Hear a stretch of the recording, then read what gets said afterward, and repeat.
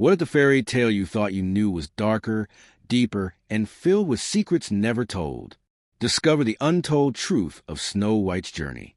In the middle of an endless winter, when the forest lay silent under heavy blankets of snow, and the air itself seemed frozen in time, a queen sat by her window. The glass panes were rimmed with frost, and the world outside shimmered in a pale white glow.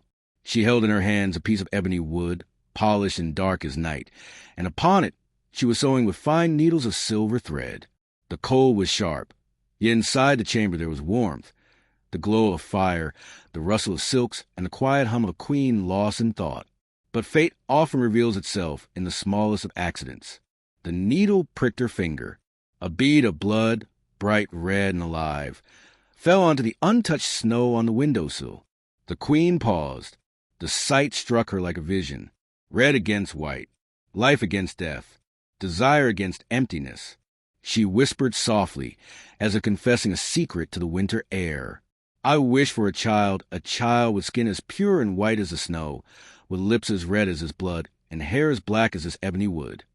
It was not a casual wish. It was a prayer. It was a demand made to the unseen powers of the world. Not long after, the queen bore a daughter, a child of striking beauty. Her skin pale as snow, lips crimson as fresh blood, and hair dark as midnight. They named her Snow White. But joy in the realm of fairy tales is always fragile. Soon after her daughter's birth, the queen's life slipped away, leaving the child motherless. The king mourned, the palace wept, and yet the infant grew, radiant, untouched by grief, her beauty already echoing her mother's dying wish. Time passed. The king, bound by duty and loneliness, took a new wife. She was beautiful, astonishingly so, but within her heart lived a different fire, envy, pride, an insatiable hunger to be the fairest of all. She possessed a mirror, no ordinary mirror, but one that spoke truths no one else dared utter. Every day she would stand before it and ask, "Mirror, mirror on the wall, who is the fairest one of all?" And the mirror, obedient to its magic, would answer, "You, my queen, are the fairest of them all." Those words fed her vanity. They were her sustenance. They were her throne. But beauty is not eternal, and time is cruel. Snow White grew. At the tender age of 7, the child's beauty blossomed like a wild flower untouched by human hands. Her presence was gentle, her eyes luminous, her skin glowing in a way that seemed touched by moonlight itself. And one morning, when the queen again asked her question, the mirror betrayed her. "You are fair, O queen, it's true, but Snow White is fairer than you." The words struck like daggers. The queen's face tightened. Jealousy ignited into rage. And from that day, her heart hardened against the child who had never wronged her.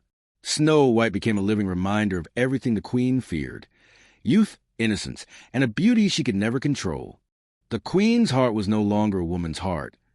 It was a furnace of envy. Her eyes, once proud and cold, now burned whenever they fell upon the child.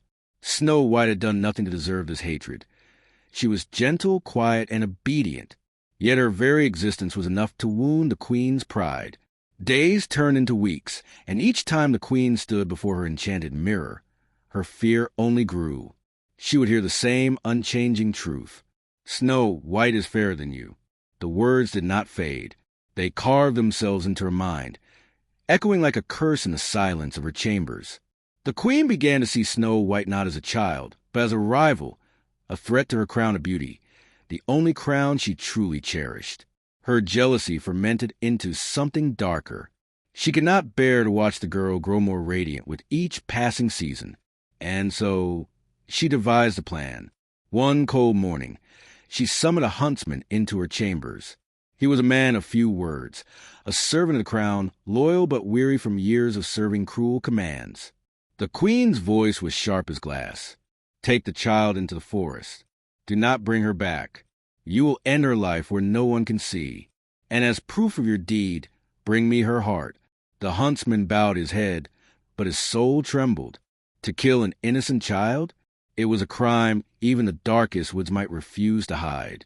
Yet who could deny the queen? Snow White, unaware of her fate, walked beside the huntsman that day. The forest loomed tall and endless, its trees like black spires piercing the gray sky.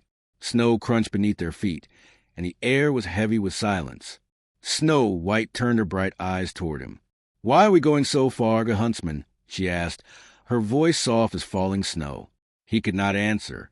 His hands shook as he gripped the dagger at his side. He had slain deer, boars, wolves, but never a child. Each step deeper into the forest pressed on his conscience until he could bear it no longer. At last he fell to his knees. His voice cracked with anguish. "Run, child, run far and never return. The queen seeks your blood, but I cannot spill it. Flee before it is too late." Terror and confusion filled Snow White's heart. She did not understand why her stepmother wished her death, but she needed no further urging. She ran, through brambles, over roots, deeper and deeper into the wilderness, until the world of stone castles and golden halls was nothing but a memory. The huntsman, trembling, killed a wild boar instead. He cut out its heart and carried it back to the queen. She received it with a cruel smile, believing at last that her rival was gone. But Snow White lived. And so begins her wandering, her exile, her descent into the dark belly of the forest, a forest alive with secrets, dangers, and the faint possibility of salvation. Snow White ran. Branches clawed at her arms. The forest floor snagged her dress, and stones cut into her slippers. But still she pressed forward. Each breath came sharp and heavy, clouds of white mist trailing into the cold air. The silence of the woods was broken only by her panicked footsteps and the rush of her own heartbeat.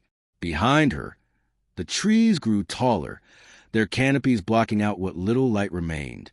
The deeper she went, the darker the forest became, until day itself seemed to vanish. She stumbled over a twisted root and fell to her knees. For a moment she could only sit there, trembling, the sound of her sobs echoing into the endless maze of trees. The huntsman's words still rang in her ears. "The queen seeks your blood." Why? Why would her stepmother, her mother in all but name, want her gone? Snow White pressed her small hands to her chest, feeling the hammering of her frightened heart. The cold of the earth seeped into her bones, and for the first time in her young life, she felt truly alone. Night descended. The forest came alive in the shadows. Eyes glimmered between the trunks, yellow, unblinking eyes of beasts that lurked beyond her vision. The howl of a distant wolf sent chills racing down her spine. Every branch that snapped, every rustle of leaves felt like death creeping closer. Snow White rose and began walking again, her steps uncertain, her body shivering with exhaustion. She whispered prayers beneath her breath, asking the stars, hidden now by the canopy, to guide her somewhere safe. Hours passed. Her legs wavered, heavy with fatigue. But then, through the thick web of branches, she saw it. A flicker of light. Faint at first, then growing stronger. The golden glow of a fire. Snow White pressed forward, thorns tearing at her skin, until she stumbled into a clearing. And there it stood, small, humble, yet warm, a cottage nestled at the foot of the mountain. Smoke rose from its chimney, curling into the night sky. Its windows glowed with the comfort of a hearth. Snow White gasped softly. Relief washed over her. Perhaps, at last, she had found a sanctuary. She approached slowly, her small hand reaching for the wooden door. It creaked as she pushed it open. Inside, the cottage was unlike any home she had ever seen. The furniture was tiny, the chairs and tables too small for ordinary men. 7 plates were laid neatly upon the table, 7 cups beside them, and 7 sets of cutlery arranged with meticulous care. The room smelled faintly of pine wood and fresh bread. A fire crackled gently in the hearth, casting shadows that danced along the walls. Snow White stepped inside, her fear momentarily forgotten. She touched the edge of the table, marveling at its miniature size, then wandered further into the room. She counted the plates aloud, 1, 2, 3, until 7. The repetition calmed her racing heart, reminding her she was still alive, still capable of speaking into the silence. Her hunger gnawed at her, for she had eaten nothing since morning. On the table lay bread, cheese, and a small jug of water. She hesitated, her mother's lessons about manners echoing in her mind, but desperation overcame politeness. She took a piece of bread, a sip of water, and whisper an apology to the unseen owners of the house. Upstairs, she found 7 little beds lying neatly in a row. Exhaustion consumed her. She tried each bed, one after another, until she found one soft enough to cradle her weary body. Curling beneath the blanket, she let her eyes close. Sleep carried her away into the dark, though unease still lingered in her dreams. But the night was not hers alone, for soon the rightful owners of the cottage would return. 7 figures, small in stature but strong from labor, trudged along the forest path.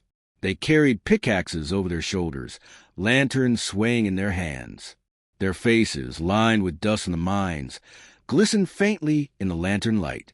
The dwarfs. Each carried a different rhythm to his step, a different curve to his expression. Some cheerful, some weary, some suspicious of every shadow. They sang quietly to keep the darkness from swallowing them whole, a low chant that blended with the whisper of the trees. When they reached their home, they noticed something strange. The chimney smoked warmly, yet none of them had been inside since morning. The door, too, stood slightly ajar. The eldest dwarf raised his lantern high, his voice a growl of caution. "Someone has been here." They stepped inside, boots thudding softly against the wooden floor. Their sharp eyes darted to the table. The bread was not as they had left it. One cup had been moved, a chair pushed back. One by one, they whispered their observations. "Someone has eaten from my plate. Someone has sipped from my cup. Someone has sat in my chair." They climbed the stairs, their hearts pounding. There, in the final bed, lay a girl, snow white. Her dark lashes rested upon pale cheeks, her breathing soft, her face illuminated by the firelight that crept up the stairwell. The dwarfs stood frozen, silent in awe. Never had they seen a creature so fair. The eldest whispered, almost reverently, "What child is this who wanders into our home?" The dwarfs gathered around the 7th bed, their lanterns casting golden halos across the girl's sleeping face. Her black hair spilled across the pillow like a pool of midnight silk, and her lips, rosy and soft, looked as though they had been kissed by spring roses themselves. For a long moment, no one spoke. The only sounds would crackle the hearth below and the faint song of crickets outside. The youngest dwarf tilted his head, his voice trembling with both curiosity and unease. "Is she a spirit of the forest?" Another frowned, tugging at his beard. "No spirit I've ever seen. She breathes, she dreams. She is flesh and bone." The eldest stepped closer, his hand steady on the lantern. He studied her face carefully, every delicate feature, before muttering, "A lost child, perhaps. But even lost children do not wander into these woods alone. This one has a story, mark my words." As if his words carried power, Snow White stirred. Her lashes fluttered, and slowly she opened her eyes. The first thing she saw were 7 faces peering down at her, beards glistening in lantern light, eyes sharp yet not unkind. She gasped and pulled the blanket up to her chin. "Who are you?" The eldest dwarf cleared his throat, speaking with the authority of one who had lived many years. "We should be asking you that, child. This is our home. You've eaten from our table, drank from our cups, and now you sleep in our bed. Who are you, and why have you come?" Snow White sat up, her hands trembling. For a moment she struggled to find words. The fear of the huntsman's warning still clung to her heart like a shadow. But something in the dwarf's eyes, firm but not cruel, gave her courage. "My name is Snow White," she whispered. "I am the daughter of a king. My mother is gone, and my stepmother, she seeks to harm me. A huntsman spared my life, and I fled into these woods. I had nowhere else to go." The dwarfs exchanged glances. Some were skeptical, others sympathetic. The youngest tilted his head again, eyes softening. Her eyes do not lie. She is frightened, alone. The eldest rubbed his chin thoughtfully. "A queen who hunts her own child." He shook his head slowly. "There is wickedness in this world deeper than any mine we've dug." One of the dwarfs, stout and practical, crossed his arms. "And what of us? If the queen discovers she's with us, she will send her soldiers. Do we invite death to our doorstep?" The room grew heavy with silence. Snow White's eyes filled with tears. She clasped her hands together and said, "Please, I will work, I will cook, I will clean, anything. I only ask for a place to stay, a roof to sleep beneath. I swear I will not bring you harm." Her words hung in the air, fragile yet filled with desperate sincerity. Finally, the eldest dwarf placed his lantern on the bedside table and said, "Very well, you may stay. But hear this, Snow White, you must be cautious. The queen will not rest. Evil often wears many disguises, and her reach is long. If you are to live here, you must listen to our warnings and never stray." Snow White nodded, tears streaming down her cheeks. Relief flooded her heart, and for the first time since she fled, she felt the warmth of safety. The days that followed transformed the little cottage into a true home. Snow White kept her promise. She cooked hearty meals that filled the house with comforting aromas, stews bubbling with herbs, bread warm from the oven. She swept the floors until they shone, tended the garden where wildflowers grew, and sang songs so sweet that even the birds perched on the window ledges to listen. The dwarfs, in turn, grew fond of her. They taught her how to polish gemstones, how to read the signs of the forest, and how to tell the difference between a harmless traveler and a predator. Around the fire at night, they shared their stories of the mines, of the creatures they had encountered deep underground, and Snow White listened with wide, fascinated eyes. But always, the eldest reminded her, "Beware the queen. Do not open the door to strangers." "Promise us this, Snow White." She promised. Far away, in the queen's castle, the magic mirror told another story. When the queen draped herself in her robes of black silk and asked, "Mirror, mirror on the wall, who is the fairest of them all?" she expected the same answer as always. But the mirror, its voice cold and echoing, replied, "You, my queen, are fair." But Snow White lives, safe in the woods, and she is fairer still. Rage, unlike any storm, filled the queen's heart. The huntsman had betrayed her. Snow White still lived, and as long as she lived, the queen's vanity would never be satisfied. The queen plotted. Not once, not twice, but 3 times she disguised herself. First as a peddler woman with tight laces, then as a comb seller with a poison gift, and finally as an old hag with shining red apple. Each time, she approached the little cottage. Each time, Snow White's kindness made her vulnerable. The laces nearly stole her breath, the comb poisoned her scalp, and at last, the apple, red as blood, gleaming with temptation. When Snow White bit into it, she fell silent and still as marble. The dwarfs wept. They laid her in a coffin of glass, for even in death she was beautiful. The forest grew quiet, mourning her loss. Days turned into weeks, weeks into months, and still she lay, untouched by decay, as though the earth itself refused to claim her. But fate is not without mercy. One day, a prince rode through the forest. Hearing tales of the girl in the coffin, he came, and when he saw her, he was struck by love and sorrow. He begged the dwarfs to let him take her to his castle, to honor her beauty and her life. Reluctantly, the dwarfs agreed. As the coffin was lifted, the piece of poisoned apple dislodged from her throat. Snow White gasped, her chest rising with breath once more. The dwarfs cried out in joy. The prince fell to his knees, overwhelmed.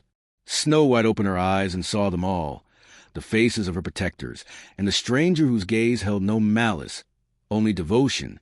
She lived again. The tale ends not only with her survival, but with justice.